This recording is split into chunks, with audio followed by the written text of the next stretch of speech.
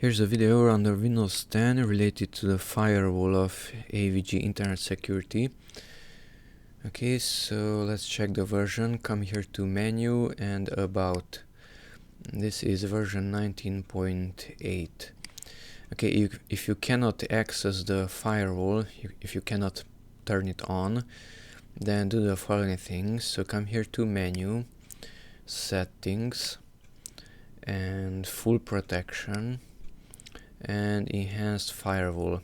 So if you cannot turn this on, so theoretically you should simply click on it and it should be okay. It should be on the right side and it should be green.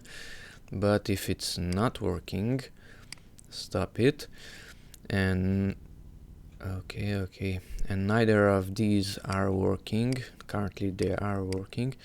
Then do the following things. So go here to Tools, Add Modify Components, and simply uncheck Firewall, change,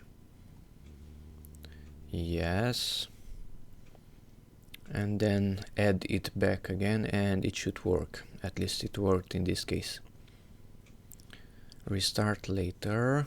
Okay, and go back to the same location, Menu, Settings, Tools, Add, Modify, and check back the firewall and change.